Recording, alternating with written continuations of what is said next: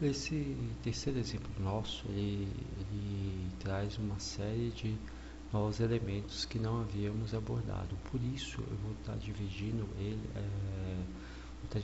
o estudo sobre esse programa em duas partes. Bem, trata-se de um exemplo de classe que possui montadores, construtores e destrutores, né? Mas antes, vamos começar com calma, né? Para que haja um entendimento comum de todo mundo, para que todo mundo possa entender. Normalmente eu declarei, né? Aqui é um comentário. Você pode usar acentuação, não tem problema algum, maiúsculo, minúsculo, indifere, tá? Quando você estiver fazendo declaração de variáveis, utilize sempre nomenclatura única e legível. O que significa isso? Como eu já tinha dito nas primeiras aulas, sem espaçamento, sem caractere especial, por nome das variáveis, das structures, das functions, das classes, de preferência tudo minúsculo, ou você pode até colocar a primeira letra maiúscula, por exemplo, né? Retângulo, colocar aqui um R maiúsculo. Não tem problema, você pode fazer isso? Pode, porém, para todas as vezes que você for chamar, no caso essa classe, você vai ter que chamar ela exatamente da forma que você escreveu, o retângulo com R maiúsculo. Isso vale para declaração de variáveis, de classes, functions, estruturas, tudo, tá ok? Então procura, o nome ele tem que ser igual em todo o programa, em toda a sua abrangência, tá ok? Bem, estou declarando aqui a palavra de value using namespace std, que já é do nosso conhecimento, porque a gente vai usar a classe. Eu estou criando uma classe chamada retângulo. Você fala, poxa, vai ser a mesma coisa que os outros? Não, vai ser o conceito sim, mas o grau de propriedade, o grau de evolução é maior. Estou definindo aqui uma classe, eu posso fazer comentários do lado até de uma linha, não tem problema. Private, está aqui, ó. Primeira palavra reservada aqui, que já é nova pra gente. Que vem a ser uma declaração privada, né, que é a tradução de private, né?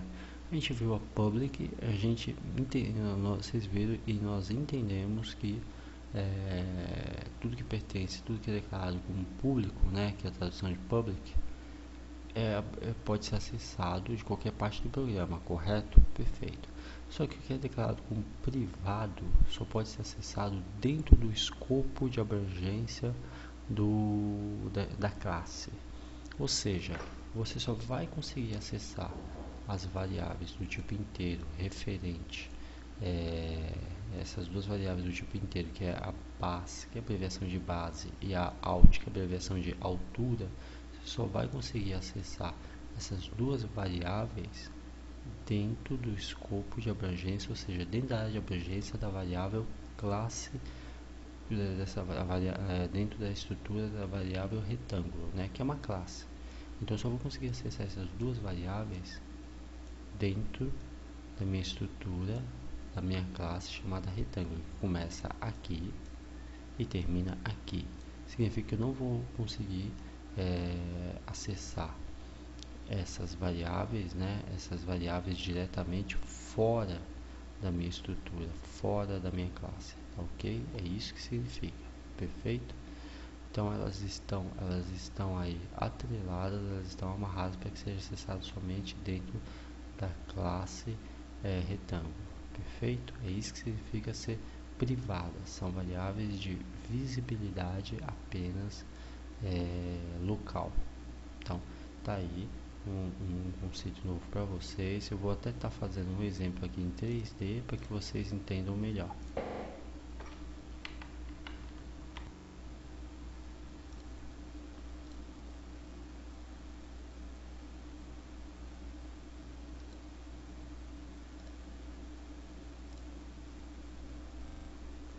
Estou aqui com um exemplo bem simples para que haja um entendimento melhor, né?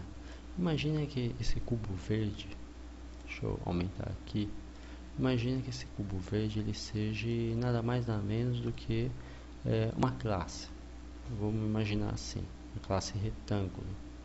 E imagine que todos esses cubos que estão na coloração verde claro são como se fossem functions, variáveis, structures, que são estruturas, né?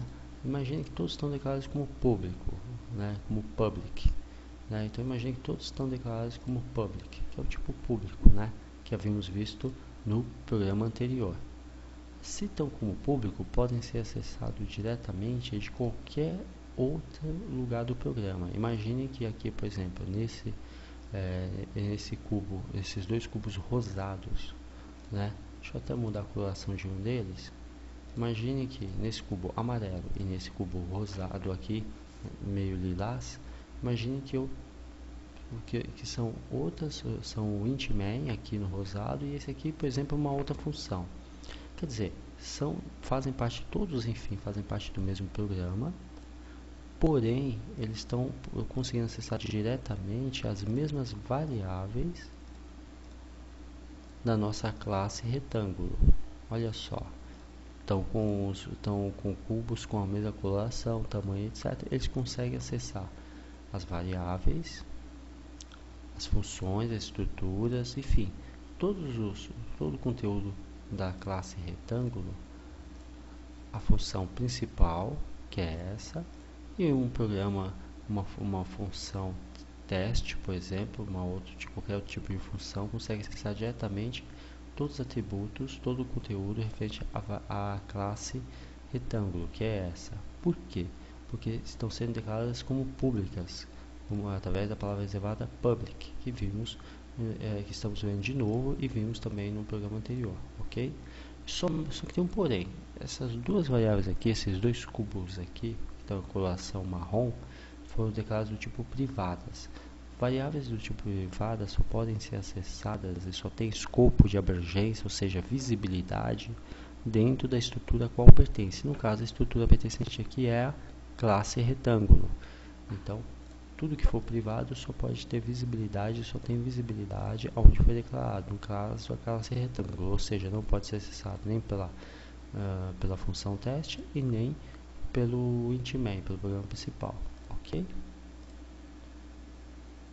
Visto isso, vamos estar dando continuidade. Temos aqui declarado duas variáveis, né, do tipo inteiro, com privadas, e duas variáveis do tipo pública, né, e estática.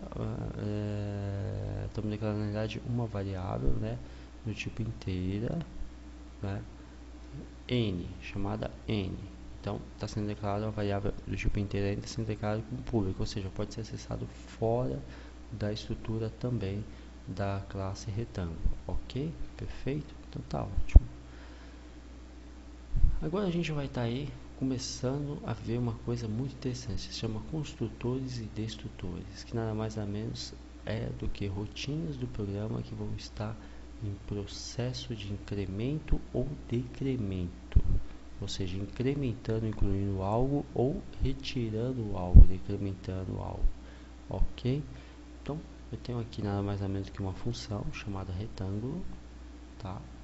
Tem uma função chamada retângulo que está dentro de uma classe chamada retângulo. Tem problema? Não, não tem problema. Só que assim, o que ocorre? Porque eu estou chamando de forma recursiva a mim mesmo. Então seria como se eu estivesse executando. Por isso que se chama construtores, né? É uma chamada recursiva. É como se eu estivesse chamando a mim mesmo para ser executado. E eu estou passando duas variáveis aqui. Na realidade, estou atribuindo. Por isso que se chama construtores, tá, galera? Ele está incrementando, mas ele chama a si mesmo. É como se ele estivesse se auto-invocando, né? É como se você chamasse o seu próprio nome várias vezes para que você se convencesse de quem você é. Porém, aqui tem a questão não de autoafirmação, mas de evolução, incrementando valores. Olha só, estou aqui chamando como função, estou aqui declarando uma função chamada retângulo, que pertence à classe retângulo. Estou aqui declarando, a princípio, duas variáveis. Deixa eu indentar. Indentar é a arte em programação de deixar o código fácil de entendimento, inteligível. Estou aqui atribuindo dois valores, né? 0, a variável base, né? Já foi declarada aqui em cima, está como pass, e a variável out, que também já foi declarada aqui em cima, ok? Então, na prática, eu já tinha declarado essas três variáveis na realidade, só estou atribuindo valores a elas. 0 a variável base out e estou incrementando mais um a variável n. Ou seja, cada vez que eu fizer essa chamada recursiva, eu vou estar incrementando mais uma variável n. Ok? Perfeito? Ok. E agora, veja bem, estou chamando novamente, agora estou fazendo uma declaração de cabeçalho, né? A gente costuma chamar isso aqui de protótipo, que já tínhamos visto inclusive nas primeiras aulas. Estou fazendo uma declaração de protótipo com relação à função retângulo, né? Estou declarando aqui dois argumentos do tipo inteiro sendo A e do tipo inteiro sendo B, e atribuindo inclusive que eu posso fazer não só a declaração de argumento tipando, no caso aqui estou declarando o argumento B, a variável B do tipo inteiro, como também atribuindo. Então não só estou dizendo que é do tipo inteiro, mas estou atribuindo o valor 0. Tá ok? Perfeito? Então tá bom. E aí depois que eu fiz isso, para que eu não fique com a memória do computador sobrecarregada, eu estou fazendo o que? Estou pegando e estou decrementando, ou seja, para cada ação que eu vou estar incrementando, eu estou destruindo depois decrementando. Esse tio significa que isso aqui é um destruidor, né? Esse primeiro aqui é um construtor e esse aqui é um destruidor, ou seja, esse aqui destrói o que esse for fazer, mas só vai destruir depois que o construtor tiver entrado em execução, ou seja, depois que eu executei as rotinas de construção é que ele vai destruir para liberar espaço em memória, ok? Perfeito? Então, bem, continuando, estou aqui, olha só, uma classe chamada init, que é de inicialização, ok? Eu até deixo, ela está com o i maiúsculo para que vocês vejam que não tem problema, tá trabalhando com os dois caracteres, maiúsculo e minúsculo, mas que você tem que manter a nomenclatura exatamente igual durante todo o programa para não dar erro, ok? Então, estou aqui um tipo void que só vai executar, né? Estou declarando dois argumentos, que é b e h, né? Do tipo inteiro. E olha só, estou atribuindo as variáveis base e out os valores de b e h, ok? Ainda não tenho os valores de b e h, mas eu vou ter. E aí depois eu crio uma função chamada mostra dados, ok? Ou seja, que vai estar mostrando os resultados. Estou declarando aqui apenas como protótipo, fim da minha estrutura classe, ok? E aí olha só o que ocorre aqui. Eu tenho nada mais nada menos, estou atribuindo aqui, olha só, estou atribuindo, estou acessando, né? Nada mais nada menos do que a classe retângulo e a função retângulo que eu havia criado. Estou pegando os dois argumentos, né, que é A e B, que eu havia declarado aqui em cima, e estou atribuindo as variáveis base e out, né, que já é do nosso conhecimento. Aqui eu só estou inicializando na prática o meu construtor, que já é base e out, que é da base e da altura, e estou incrementando, estou reforçando como incrementador a variável n, né. Com isso eu estou executando o meu construtor, ok? Perfeito? Aqui eu vou definir uma função por membro, né? Retângulo, mostra dados, né? Estou acessando a variável, a estrutura classe retângulo e vou mostrar dados, vou mostrar informações. Que informações, que dados que eu vou mostrar? Olha só, aqui estou dando cout com string, né? A base, no caso, né? Vai ser o valor da base do retângulo, da altura, tá? Que eu ainda não tenho, e eu estou multiplicando a base pela altura, ok? E com isso eu consigo a área do retângulo. É claro que isso é só string, essa parte aqui, né? Que eu sublinhei, isso é string, porém o cálculo vai ser feito aqui, ó, na base multiplicado pela altura, e aí eu vou conseguir ter a área do retângulo, perfeito? Ok, então eu tenho aqui uma função chamada mostra dados. Aqui eu inicializei, aqui eu chamei o meu construtor, estou atribuindo valores a ele, perfeito? E aqui eu vou começar a inicialização da variável estática, que significa o quê? Eu tenho um contador lá que vai estar incrementando, correto? E estou acessando ele, inclusive, olha que legal, estou acessando aqui do tipo inteiro, né? Estou acessando aqui a minha função retângulo, e estou inicializando como zero aquele n que eu vou estar incrementando. Olha que interessante. Inicializei como zero, por isso que chama de estático, né? Estático ao princípio, né? Tenho aqui uma função main, que é a minha função principal, que a gente sempre tem ela para trabalhar, né? E eu estou aqui passando dois argumentos, um por matriz e outro do tipo inteiro. Um que é cadeia de caractere, né? Que é char, estou passando por ponteiro, né? Olha só que interessante, estou passando aqui uma matriz que vai estar recebendo string, vai estar recebendo cadeia de caracteres, que é o tipo char, né? Então char vai servir para armazenar o que? Caracteres, ou seja, texto. E é uma matriz, né? É uma matriz que eu estou aqui, tudo isso é um elemento só, um argumento só que eu estou passando, tá ok? E eu tenho um tipo inteiro aqui que eu vou estar também trabalhando como argumento, né? E aí o que acontece agora? Bem, primeiro eu vou calcular o eixo x do retângulo. Estou passando os valores 2 e 3. Declaração de objetos em matriz. Aqui é uma matriz de 6 elementos, né? O retângulo y, né? Matriz y, desculpa, valor 5, né? Do retângulo. Estou pegando aqui o retângulo, uma outra matriz, declaração de uma outra matriz que se chama C, que possui 3 elementos. E olha só o que eu vou estar fazendo. Deixa eu puxar para cá. Eu tenho aqui nada mais nada menos do que estou chamando agora a minha função retângulo, que pertence aí, né, no caso, a minha classe retângulo. Estou passando dois valores, 2 e 3, para fazer aqui o cálculo da altura. E claro que ainda isso não está visível, vocês já vão ver. E 5 e 1 para fazer o cálculo da base, né? Desculpa, na verdade o primeiro é referente à base, o segundo é referente à altura, perfeito? Ok. Com isso, olha só o que vai estar acontecendo. Através da minha matriz, eu estou chamando a variável init. Vamos lembrar que essa variável init aqui, essa função, desculpa, init, ela faz o que? A inicialização dos valores das variáveis, ó, atribuindo p e h a variável base e altura, perfeito? Aí vai inicializar, ou seja, estou passando a base e a altura como 5 e 3, chama a função membro de inicialização, chama a função membro, aqui vai mostrar os dados, né? Vai mostrar aqui, no caso 5 e 3, né?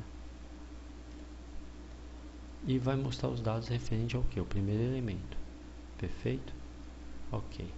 Aqui é um alias, estou apelidando os dois argumentos, que é C mais 1, que eu havia declarado aqui em cima, né? Retângulo, que é C mais 1.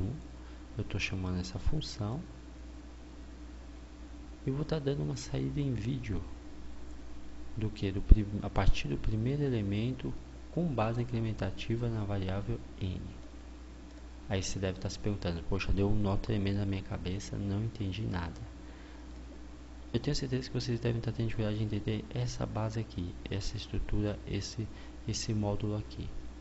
A gente vai rever na próxima aula todo esse programa aqui de novo. Isso aqui foi mais para esse vídeo que a gente viu agora foi mais para poder estar passando para vocês o conceito de elementos privados, públicos e estáticos, ok? Então, o privado ele tem abrangência local, público abrangência global, e estático ele também tem abrangência privada, porém ele é um elemento que inicializa de forma estática, né? Ou seja, de forma congelada, e só depois é que ele vai ser inicializado, tá ok?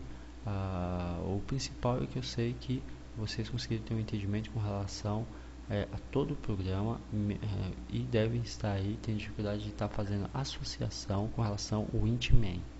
O int_main que é a parte que não admitir que a coisa mais pegou, né? Então, que é essa questão de matriz, essa questão de alias, que é uma forma de você estar apelidando uma variável ou função, qualquer coisa do tipo.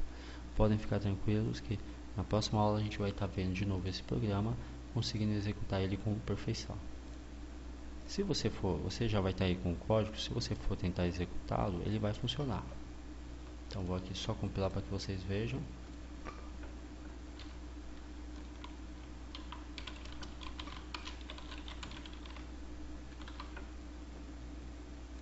Está compilando, ó, não mostrou nenhum erro até agora.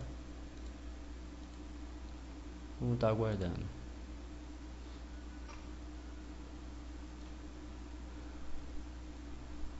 Prontinho, ó, Dani, tá pronto. Vou vir aqui executar. Ó, executou. Me trouxe 3 áreas do retângulo e o número de elementos envolvidos. Ok.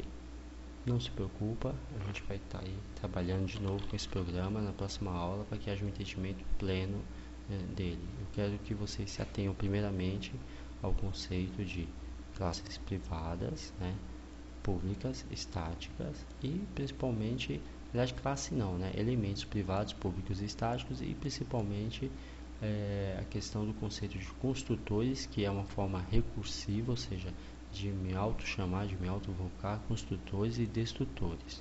Para todo construtor você precisa de um destrutor, por quê? Para que ele libere o espaço e memória que foi ocupado pelo construtor, ok? Porque senão você sobrecarrega o programa, tornando ele lento e não usual e próprio para fins, tá ok? Muito obrigado a todos, até a próxima aula.